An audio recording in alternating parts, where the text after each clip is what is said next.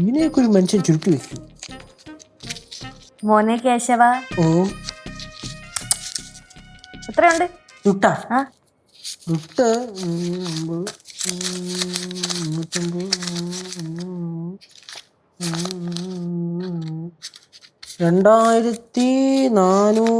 2450. 2450 തന്നല്ലേ 2450? എന്റെ പൊന്നെ. എടാ ഇനിയിപ്പോ കരകാറ്റി എങ്ങനെ അമ്മൂമ്മ അടുത്ത് പറഞ്ഞു കൊടുത്തു വേണോ?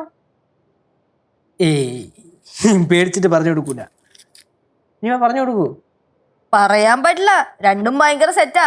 നമ്മളിപ്പോ തമാശക്ക് അമ്മൂമ്മയുടെ അടുത്ത് ആന്റീനെ പറ്റി എന്തെങ്കിലും പറഞ്ഞു കൊടുത്താണ്ടല്ലോ, നേരെ ഇരുട്ടി വെളുക്കുന്നതിന് മുന്നേ അമ്മൂമ്മ അത് ആന്റിയുടെ ചെവിയിൽ എത്തിച്ചിരിക്കും. തിരിച്ചും അതുപോലെ തന്നെ. ആന്റീനെ പറ്റി അമ്മൂമ്മ അടുത്ത് എന്തെങ്കിലും പറഞ്ഞു കഴിഞ്ഞാലും അങ്ങനെ തന്നെ. നീ ഒരു കാര്യം ചെയ്, നൈസായിട്ട് കനകാന്റീനെ വിളിക്കും.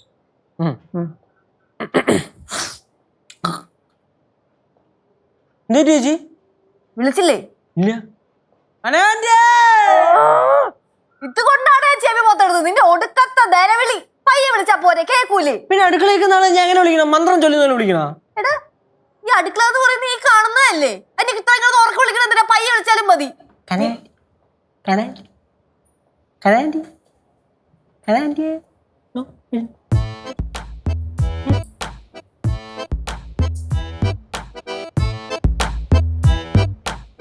என்னடா கேசு, என்ன லட்சு?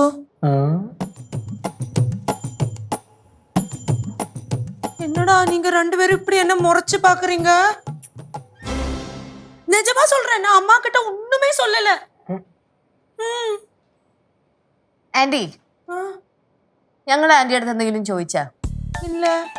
പിന്നെ എന്തിനാണ് ഇപ്പൊ ഒരു കാര്യമില്ലത് നിജമാ അമ്മക്കിட்ட ഒന്നും சொல்லலன்னு சொன்னேன்.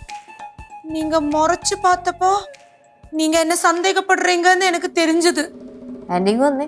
எதுக்கு? എടി ഇരി ആന്റി. ഇങ്ങനെ ചങ്കരപ്പെട്ട് നിക്കല്ലേ. വാ വാ വാ വാ ഇരി.